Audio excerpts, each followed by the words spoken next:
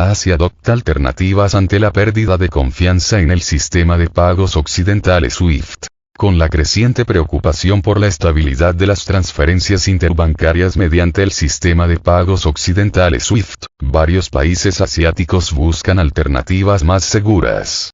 Los miembros de la Unión Asiática de Compensación, así como Rusia y China, promueven y se adhieren sus propios mecanismos regionales. El proyecto de la Unión Asiática de Compensación. La Unión Asiática de Compensación, ACU, según sus siglas en inglés, que incluye a los bancos centrales y las autoridades monetarias de Bangladesh, Bután, India, Irán, Maldivas, Birmania, Nepal, Pakistán y Sri Lanka, prepara el lanzamiento del análogo al sistema de intercambio de información bancaria occidental SWIFT.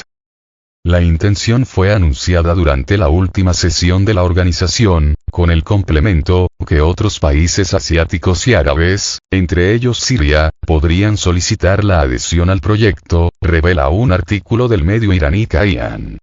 Se espera que la introducción del sistema entre los miembros de la Unión Asiática de Compensación podría tener lugar en junio y permitiría cubrir el 100% de las necesidades de los países miembros, sustituyendo completamente al SWIFT.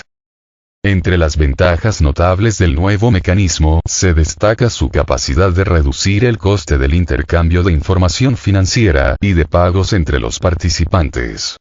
Se ha acordado, además, que parte de las transacciones se realicen con las monedas digitales de los bancos centrales de los países de la Unión Asiática de Compensación. El director general del Banco Central de Irán, Mohammad Reza Farzin, hizo hincapié en que la Unión Asiática de Compensación disfruta del importante papel estratégico en la economía mundial. Basando en los datos del Fondo Monetario Internacional, el funcionario indicó que los estados que componen la Unión Asiática de Compensación representan cerca del 11% del Producto Interior Bruto Mundial en paridad de poder adquisitivo. La posible incorporación a la Unión de países como Rusia, China y Bielorrusia, lo aumentaría hasta alrededor del 29%.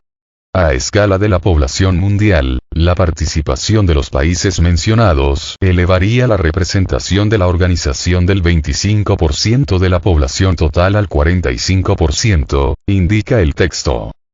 El Banco Mundial detalló también los beneficios de la ampliación de la Unión Asiática de Compensación. De acuerdo con sus estimaciones, la adición de China, Rusia y Bielorrusia llevaría al aumento de su cuota en el comercio mundial total del 3,5% actual hasta el 17,3%. Lo importante es que la implementación del análogo de SWIFT responde al objetivo principal de la Unión Asiática de Compensación, que es la desdolarización de los intercambios financieros con el uso de monedas locales como una herramienta para reforzar las transacciones de cambio entre los 9 países miembros, concluye la publicación.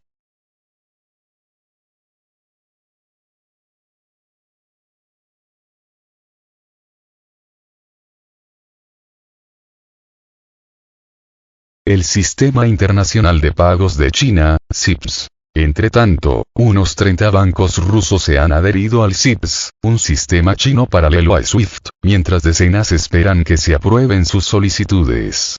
Este paso facilitará un comercio y la logística más predecibles no solo para las grandes empresas, sino también para las pequeñas y medianas. La necesidad de simplificar pagos lleva mucho tiempo planteándose, como el creciente volumen de comercio entre Rusia y China, casi un tercio el año pasado, requiere que estos sean rápidos y precisos. De acuerdo con el primer ministro ruso, Mikhail Mishustin, el 70% de las transacciones entre países ya se realizan en monedas nacionales. Los últimos acontecimientos en la arena mundial han demostrado que la capacidad de pagar con rapidez y seguridad, independientemente del SWIFT, es esencial para una cooperación eficaz en varias esferas como energía, construcción, investigación y comercio, incluidas las importaciones paralelas. Si falla el pago, se retrasan las entregas y se interrumpe la logística, lo que constituye una amenaza para el negocio. El número de bancos que desean unirse al SIPS no disminuye. El director ejecutivo de la Asociación Nacional Rusa de Participantes en Comunicaciones Financieras, Rosfincom, Roman Chernov, señaló que el sistema se ha enfrentado con un considerable flujo de solicitudes, y, como consecuencia, algunos llevan meses esperando. Sin embargo, Rusia dispone de numerosos planes para el aumento de su participación en CIPS, incluso la conexión directa, dada la creciente participación del yuan en el volumen de negocio, desafiando al dólar. Hace unos años, el sistema SWIFT era el principal sistema de procesamiento de pagos, pero en 2014, cuando los países occidentales amenazaron por primera vez con desconectar a Rusia del sistema, se crearon alternativas. Tras el inicio de la operación militar especial de Rusia en Ucrania, varios países adoptaron sanciones contra Moscú, incluyendo la desconexión parcial de Rusia del sistema SWIFT, el cierre del espacio aéreo para las aerolíneas rusas, la paralización de las reservas internacionales de su banco central y otras medidas restrictivas.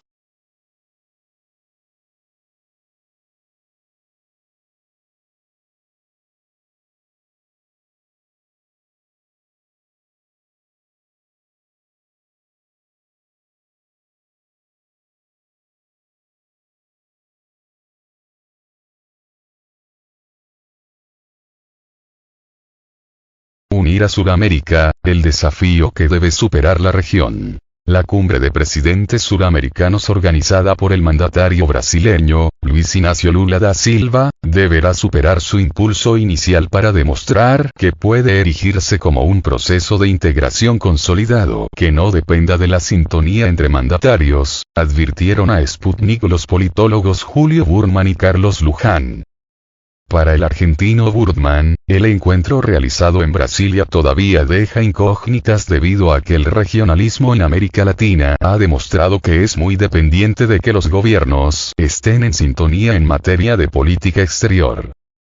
El analista recordó los ejemplos de la década de 1990, cuando gobiernos de corte comercialista y liberal avanzaron en plataformas como el Mercosur, Mercado Común del Sur, o la Comunidad Andina de Naciones, y de la década de los 2000, cuando gobiernos de tinte progresista desarrollaron una línea más política y autonomista respecto de Estados Unidos.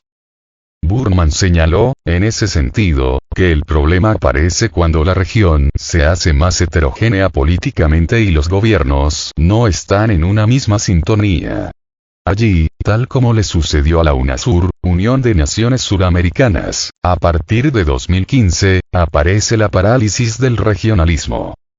El experto uruguayo Luján, por su parte, consideró que los liderazgos son importantes, pero deberíamos pensar más en los países para evitar que el impulso integracionista iniciado por Lula decaiga.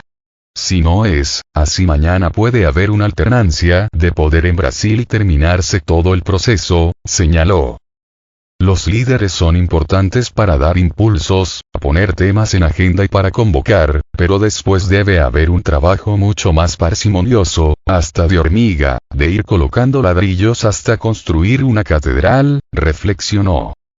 El analista uruguayo enfatizó que si el proceso regional se basa en los liderazgos personales de Lula u otros dirigentes, como el presidente colombiano, Gustavo Petro, o el chileno Gabriel Boric, es posible caer en mesianismos que impidan avanzar a largo plazo.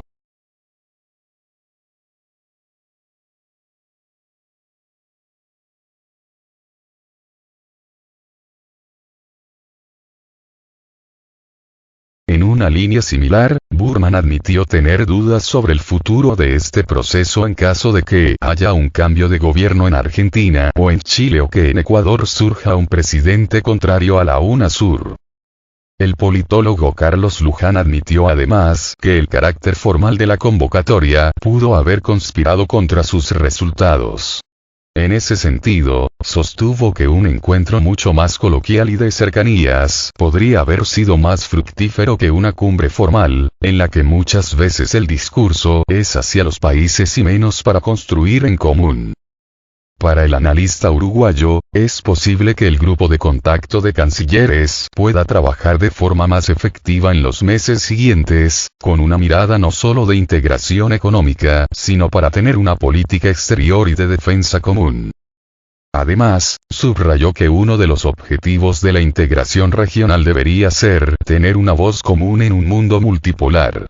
De lo contrario, señaló, cada país tendrá su propia voz. La de Brasil más fuerte y la de los demás más débil.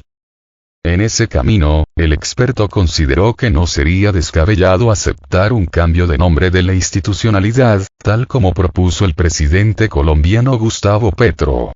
La forma es tan importante, como, el contenido, valoró, señalando que un cambio de esa naturaleza permitiría evitar la discusión sobre la ideologización. La presencia del mandatario Nicolás Maduro en la cumbre sí fue algo a rescatar para Luján, que relacionó la presencia del venezolano con los reclamos que muchos presidentes latinoamericanos habían hecho por su ausencia en la Cumbre de las Américas que se realizó en Los Ángeles en junio de 2022, cuando Washington no invitó a Venezuela, Cuba y Nicaragua.